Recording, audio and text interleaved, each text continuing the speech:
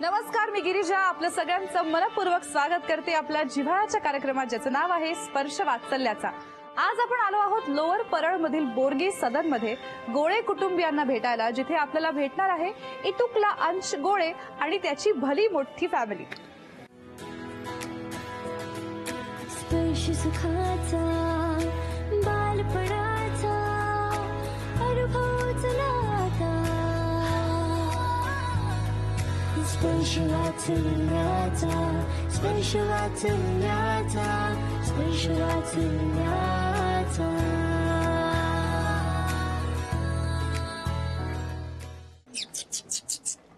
कोण आलं आणि ते? अरे वा, चला, माझी आणि अंशची मैत्री झाली आहे, सो मी आहे अंशची मैत्रीण. हे सगळे अंशचे कोण आहेत आपण जाणून घेऊया. तुमच्यापासून सुरुवात करूया. मी अंशची मम्मी जयश्री गोळे. मी अंशचे पप्पा गणेश गोळे. या, मी अंशची छोटी आत्या अनिता नायर. मी अंशची मोठी आत्या, माझं नाव संगीता देशमुख. मी हंसचे आजोबा, माझं नाव नंदकुमार पाटील. अच्छा, मी अंशची आजी आहे, माझं नाव सुनीता नंदकुमार पाटील. मी अंशची आजी, माझं नाव कमल यशवंत गोळे. मी अंशचे आजोबा, माझे नाव यशवंत गोळे. ओळख सगळ्यांची झाली, आता गप्पा मारूयात अंशच्या आई बाबांशी. तुमच्यापासून सुरुवात करूया. Love marriage, arrange marriage? Arrange marriage. अरे वा, म्हणजे व्यवस्थित कांदा पोहे कार्यक्रम. एकदम हो. व्यवस्थित. आणि किती वर्षांनी अंश झाला? 6 महिने, म्हणजे टोटल लग्नाच्या 6 महिन्यानंतर अंश राहिला. ओके. आणि म्हणजे जवळजवळ त्याच्यानंतर म्हणजे 1.5 वर्ष. 1.5 वर्षांनी झाला. Yes. आता अंश किती महिन्यांचा? 1 वर्ष 2 महिने. 1 वर्ष 2 महिने. अरे वा. मग कसं सांगितलं पहिल्यांदा? बातमी पहिल्यांदा कळली तेव्हा? पहिली मी जस्ट असं चेक केलं, मला कळल्यानंतर मी मिस्टरांना सांगितलं की आहे, गुड न्यूज आहे म्हणून. त्यानंतर माझे आई बाबा म्हणजे बाहेर गेले होते, त्यामुळे आम्ही लॅबमध्ये वगैरे चेक केल्यानंतर कन्फर्म झाल्यानंतर आई बाबांना पेढे दिले आणि गुड न्यूज दिली. अरे वा, काय रिॲक्शन होत्या सगळ्या? खूप म्हणजे खूप एकदम खूप चांगले रिएक्शन झाले. होते. आईने मला हक केलेलं, खूप चांगले रिएक्शन होते. तुम्हाला कसं वाटलं पहिल्यांदा? मला तर खूप, म्हणजे मला भरून आलं लिटरली. खूप छान. आणि डिलिव्हरीची काय गडबड झाली, गोंधळ झाला, काय काय नक्की गमती जमती काय झाल्या?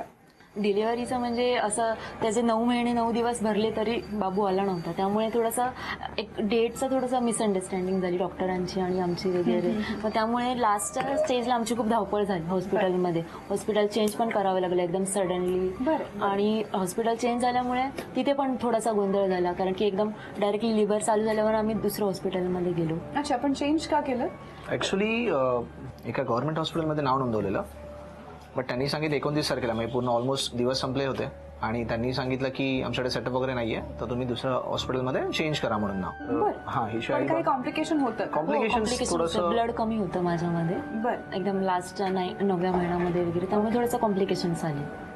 तिचं ब्लड ग्रुप आहे हे निगेटिव्ह, ते खूप रेअर आहे, तर त्यामुळे ते एक थोडासा प्रॉब्लेम होता. त्याच्यानंतर तिचे आई बाबा आम्ही एक प्रायव्हेट नर्सिंग होमला गेलो, त्यांना विचारलं, तर त्यांनी सांगितलं की बाळाचं पोझिशन चेंज झालेलं आहे, तर 3 दिवसामध्ये किंवा 2 दिवसामध्ये कधी डिलिव्हरी होण्याचे चान्सेस आहेत, तर तुम्ही मोठ्या हॉस्पिटलमध्येच करा, कारण की माझं छोटं नर्सिंग होम आहे, तर नाही होणार, शक्यता खूप कमी आहे, मोठा सेटअप नाही आहे. तर त्याच्यानंतर मग आम्ही एका गव्हर्नमेंट हॉस्पिटलमध्ये घेऊन गेलो, तिथे नाव नोंदवलं, आणि मग जवळजवळ संध्याकाळी सगळं ते ब्लड आणणं वगैरे. माझी मोठी बहीण लिटरली कंटिन्युअसली ती कॉलिंग लिस्ट होती त्यांची, की कुठे कुठे अवेलेबल आहे, कंटिन्युअसली तिकडे कॉलिंग चालू होती, म्हणजे बराच वेळ नाही म्हटलं तरी कुठेच अवेलेबल नव्हतं, आणि त्यांच्याकडे अवेलेबल नव्हतं.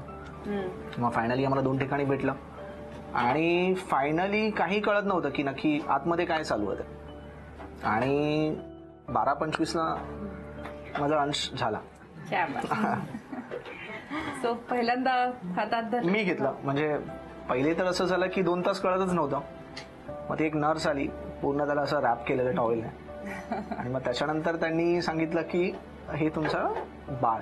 मला लिटरली म्हणजे त्यावेळी मी रडलो, पण माझ्या बाबांना मी ज्यावेळी सांगितलं, पोलीसमध्ये त्यांनी आयुष्य काढलं 40 वर्ष रिटायरमेंट नंतर, म्हणजे कधीही त्यांच्या डोळ्यात मी पाणी बघितलं नव्हतं, पण फर्स्ट टाइम मी बाबांच्या डोळ्यात पाणी बघितलं, फर्स्ट टाइम, आणि खूप रडले ते. तर ती एक खूप त्याची मुवमेंट होती माझ्यासाठी.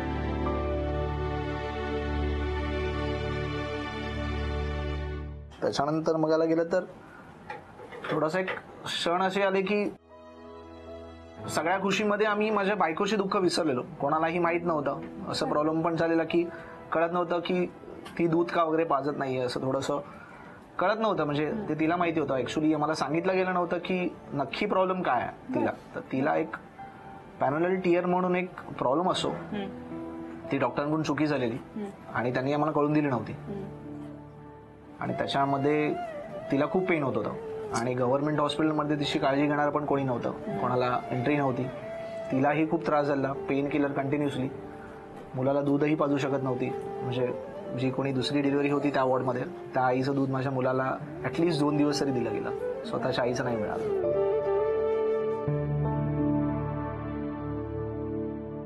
कसा होता अनुभव, काय सांगाल? ॲक्च्युली काय झालं, डिलिव्हरीच्या वेळेस बाळाला पुश करू शकत नव्हती ना, त्यामुळे व्हॅक्युमने डिलिव्हरी झाली आणि व्हॅक्युमने डिलिव्हरी झाल्यामुळे मला खूप त्रास झाला त्याचा. आणि फर्स्ट डिलिव्हरी असल्यामुळे मला म्हणजे एवढं काही कळत नव्हतं, पण मला उठताच येत नव्हतं, काहीच करता येत नव्हतं बाळाचं किंवा स्वतःचंही करता येत नव्हतं. पण ते 2-3 दिवस तर असेच गेले. मला पेन किलर दिल्यानंतर मी बाळाला घ्यायची, दूध पाजायची, त्याचे कपडे वगैरे चेंज करायची. 3ऱ्या दिवशी मला मेन डॉक्टरांनी म्हणजे चेक केलं की काय प्रॉब्लेम आहे, का उठता येत नाही, का स्वतःचं काय करता येत नाही. तेव्हा कळालं की काहीतरी डिलिव्हरीमध्ये प्रॉब्लेम झाला. त्यानंतर त्यांनी मला सांगितलं की असा असा प्रॉब्लेम झाला आहे, अजून 3 महिने तुम्हाला हॉस्पिटलमध्ये राहावं लागणार आहे, अजून छोटासा एक ऑपरेशन होणार आहे वगैरे असं झालं. त्याच्यानंतर मग मला तिने कॉल केला. तर मग मी गेलो की नक्की प्रॉब्लेम काय, की नक्की एक्झॅक्टली काहीच कळत नाही आणि काही सांगत नाहीये.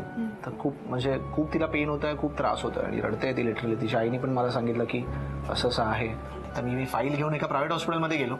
तिकडे माझा एक फ्रेंड आहे, त्यांनी मला ते एक रेफरन्स दिलेलं. त्यांनी मला सांगितलं की जो टियर असतो, एक सर्टन टियर असतो तो ठीक आहे, फर्स्ट स्टेज, सेकंड स्टेज, हा 3rd स्टेज आहे. एवढं त्यांनी इंटरनल जे काही प्रॉब्लेम झाला आहे क्रिएट, तो इंटरनल खूप त्यांनी केलेला आहे की म्हणजे ॲटलिस्ट तुझ्या वाईफला बरेच दिवस लागतील ते रिकवर व्हायला आणि रिकवर होईल की नाही तेही नाही माहिती. जे नॅचरल्स आपले जे अवयव आहेत ते रिपेअर करणं खूप कठीण आहे नॅचरल पद्धतीने, एकदा ते डॅमेज झाले तसं. तर मी त्याच्यानंतर त्यांनी डिसिजन घेतलं की आता काय करता. त्यांनी सांगितलं की तुम्ही शिफ्ट करा, आपण बघू. मी आधी प्रोसेस काय एक्झॅक्टली वगैरे काही झालं. मी गेलो. त्याच्यानंतरही त्यांचं असं होतं की नाही आमच्याकडून असं झालेलं आहे, सॉरी. मग त्यावेळी त्यांनी मला सांगितलं. त्याच्यानंतर नीट एक्सप्लेन केलं त्यांनी मला. आणि त्याच्यानंतरही त्यांचं होतं नाही डिस्चार्ज आम्ही देणारच नाही. मी बोललो डिस्चार्ज तुमच्याकडून चुकी झाली, तुम्ही डिस्चार्ज दिलाच पाहिजे, कारण की आमच्याकडून काही नाही, आमचा एक टायमिंग असतो. मी बोललो तुमचा प्रॉब्लेम तुमच्याकडे, माझा प्रॉब्लेम माझी वाईफ आणि माझी बायको किती सफर करते ह्याच्यामुळे मला माहिती आहे. तर मला माझ्या वाईफला घेऊन जायचं इथून, तर तुम्ही काही करा. तुम्ही मग फाईल कसे काय घेऊन गेले आम्हाला न विचारता, असं कसं काय केलं. बोललो तुम्ही सांगतच नाहीये, तुम्ही काहीच नाही. मग त्यांनी थोडं आम्हाला डायव्हर्ट करण्याचा प्रयत्न केला की तिकडे खूप कॉस्टली होईल ट्रीटमेंट. मग मी बोललो ठीक आहे कॉस्टली होईल, तर तुम्ही आता काय करणार. त्यांनी सांगितलं की बाळाला पाठवून देऊ आणि 3 महिने तुमच्या वाईफला ठेवू. मी बोललो माझं बाळ छोटं आहे, 3 महिने माझं बाळ कसं राहणार माझ्या वाईफशिवाय. मी जस्ट ती फाईल घेतली, माझ्या वाईफला घेतलं आणि आम्ही दुसऱ्या हॉस्पिटलला. हो. त्याच्यानंतर मग त्यांनी चेक वगैरे केलं, फाईल्स वगैरे बघितलं. त्यांनी सांगितलं की या गोष्टीला वेळ लागेल, बराच लगेच होणारी गोष्ट नाही आहे. खूप इंजरी खूप म्हणजे खूप हां, एक छोटीशी त्यांनी ट्रीटमेंट केली. 3 दिवस ॲडमिट होती ती. मग अशी ट्रीटमेंट जवळजवळ नाही म्हटलं तरी 9 महिने चालली आणि 9 महिने माझी वाईफ टायरवर बसली, म्हणजे खाली बसता येत नव्हतं तिला, नॉर्मल बसता येत नव्हतं तिला. त्याच्यानंतर एकदा स्टोमाही झाला. माझ्या बाळाने त्यामध्ये खूप त्रास, त्याचे खाण्याचे हाल, तिला ॲडमिट केल्यानंतर त्याचे दुधाचे हाल, वरचं दूध खूप त्याचं, त्यामुळे खूप प्रॉब्लेम. बाळंतपण म्हणजे बाईचा दुसरा जन्म हे उगाचच म्हणत नाही. खूप त्रास होतो मानसिक, शारीरिक. पण जेव्हा आपण बाळाकडे बघतो, त्याचं हसू बघतो, तेव्हा ते सगळं विसरून जावंसं वाटतं. हेही तितकंच खरं आहे. कसं वाटलं पहिल्यांदा बाळाला हातात धरल्यावर? रात्री ज्या वेळेला आम्हाला कळालं ती बाळातीन झाली, मुलगा झाला, त्यावेळेला आम्हाला खूप आनंद झाला. आणि बाळाला घेतल्यानंतर असं किती वेळ तर मी त्याच्याकडे बघत राहिली. मला खूप आनंद वाटत होता. त्याला ठेवायचं वाटत नव्हतं खाली. हां, त्याला जवळ घेतलं, खूप बरं वाटत होतं. आई? मी रात्री 12:25लाच बाळाला पाहिलं, तेव्हा आमच्या हातात दिलं आणि घेऊन गेले ते लोक. कसं वाटलं? खूप आनंद झाला. नाही म्हटलं तरी बाळंतपण, बाळ हा विषय बायकांचा मानला जातो, त्यामुळे बायका जास्त समोर इन्व्हॉल्ड असतात किंवा कामं करत असतात. पण पुरुषांवर सुद्धा खूप कामं पडतात. तर आपण आजोबांना विचारूया, तुमची काय वाटून दिलेली कामं होती किंवा तुमच्या काय ड्युटीज होत्या? माझी ड्युटी म्हणजे अशी असते की ज्या वेळेला तो उठतो, उठल्यानंतर तो असा चालत असतो. त्याच्यानंतर त्याला घेऊन मी तर पाळणा आहे त्या पाळण्यामध्ये त्याला झोपवतो. पाळण्यामध्ये त्याला गाणं म्हणावं लागतं. बर. हा, आणि ते गाणं आजीनं म्हटलं पाहिजे. आजी गाणं म्हणतात आधी. हा, तेच गाणं मग आवडतं. म्हणा बरं एकदा. मग एकच गाणं त्याला आवडतं, झुक झुक झुक झुक आगीन गाडी, दुरांच्या रेषा हवेत काडी, पळती झाडे पाहूया, मामाच्या गावाला जाऊया. बस. त्याला हे लक्ष देऊन ऐकतोय. आता तो बोलायला लागला की आधी हेच गाणं म्हणणार आहे. हो. आजी आजोबांबरोबर गप्पा झाल्या आहेत. आता त्यांच्याबरोबर एक छोटासा खेळ खेळूया. बाळाला जेवण भरवताना आपण बऱ्याचदा त्याला एक इथे कापड लावतो, ज्याला इंग्लिशमध्ये बिब किंवा मराठीत लाळेरं म्हणतात. तसं एक लाळे आता आपण आजोबांना लावलंय दोन्ही, कारण आज्या त्यांना जेवायला भरवणार आहेत. आपल्याकडे 1.5 मिनिटाची वेळ आहे आणि 1.5 मिनिटात इथे समोर ठेवलेलं मोठ्या माणसांचंच खाण्याचं साहित्य हे आजोबांना आपण प्रेमाने चमच्याने भरवायचंय. सोपा खेळ आहे ना? नाही, सोपा कसा असणार? आज्यांचे डोळे बंद करायचे आपण. कळला खेळ? 1.5 मिनिटाच्या वेळेत जितक्यात जास्तीत जास्त घास जी आजी ज्या आजोबांना भरवेल ती आजी जिंकेल अंशसाठी झी युवा तर्फे खास चांदीची भेटवस्तू. तयार आहात? हो. ठीक आहे, दोन्ही आज्या तयार? हो. तुमची वेळ सुरू होतीये आता.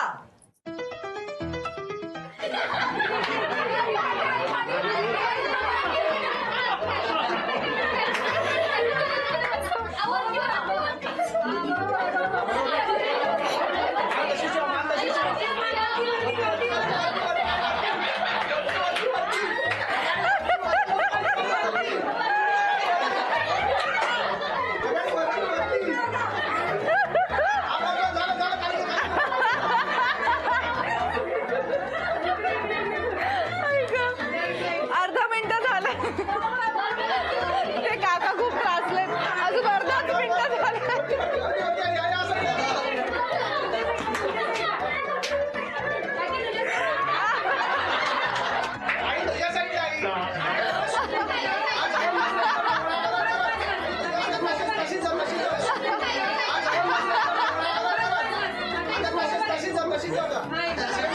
एक मिनिट झालंय.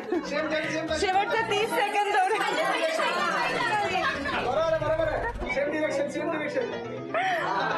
पोचताय ना, घास पोचताय ना. अरे वा, मला आजोबांचे केविलवाडे चेहरे दिसत आहेत. शेवटचे 10 सेकंद उरले आहेत. 10, 9, 8, 7, 6, 5, 4, 3, 2, 1. वेळ संपली संपली संपली संपली. थांबा थांबा.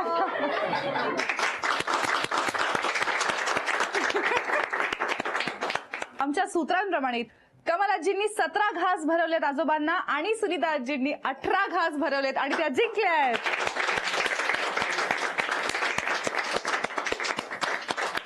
वा वा वा वा. 18 घास भरवून सुनीता आजी अंशसाठी जिंकले आहेत झी युवा तर्फे ही खास चांदीची भेटवस्तू.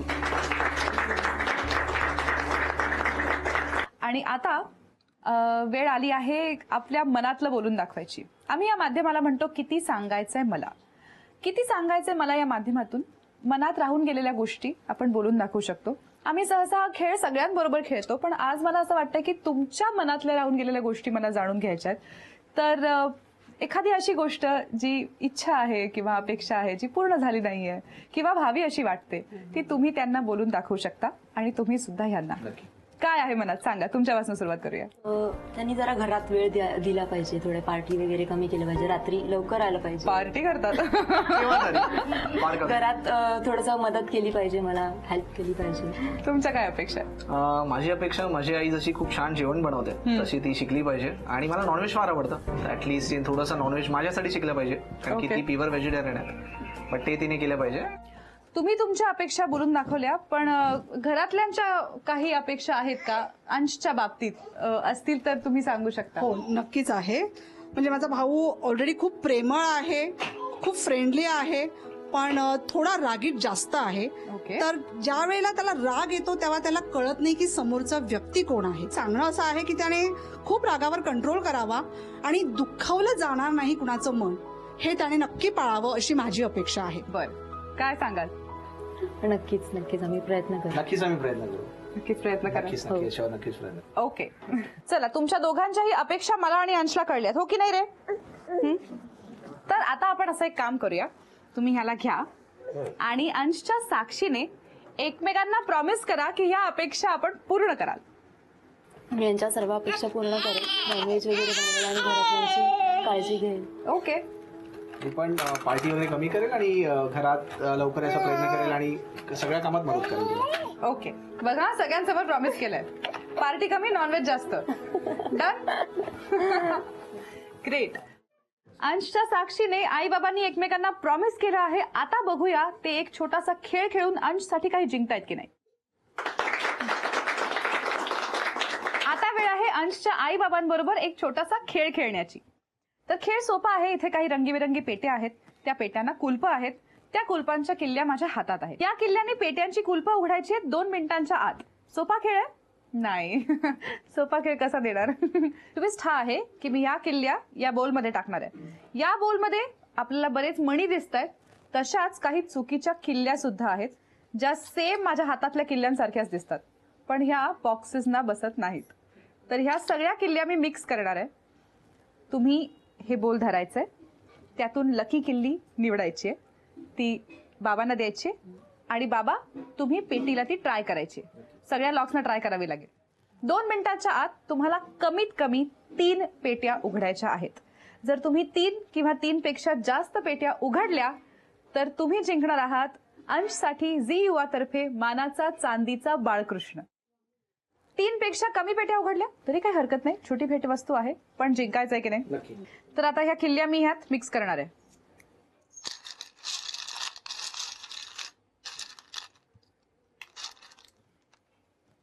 घ्या. तुमची 2 मिनिटांची वेळ सुरू होते आता.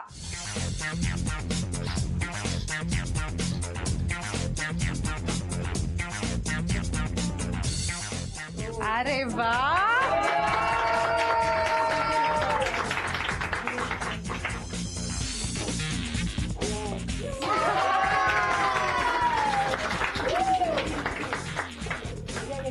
एक मिनिट होत आलंय.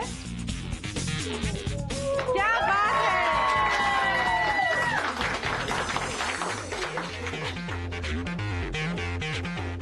वाव.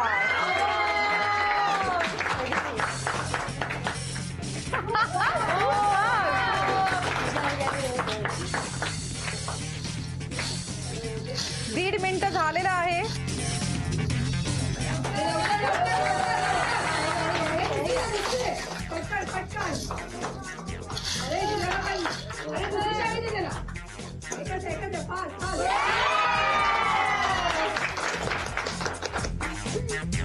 अजूनही 10 सेकंद उरले होते आणि सगळ्या पेट्या उघडल्यात. क्या बात है.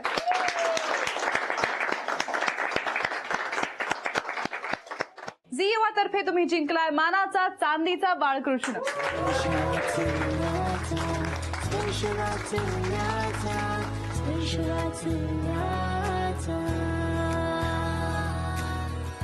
आणि आता एक गंमत करणार आहोत. या पेट्यांमध्ये तुम्ही बघितलं तसं बऱ्याच गोष्टी आहेत. आता आपण अंशला यापैकी कुठली गोष्ट आवडते बघूया. कदाचित त्यामध्ये त्याचं फ्युचर कळेल. अरे वा, औषधाची बाटली घेतली आहे. सर बहुतेक डॉक्टर होणार. तुमच्या मनात काय का काही असं त्यांनी काही व्हावं, स्पोर्ट्समन व्हावं, तर बहुतेक आपलं सेट आहे करिअर. क्या बात है.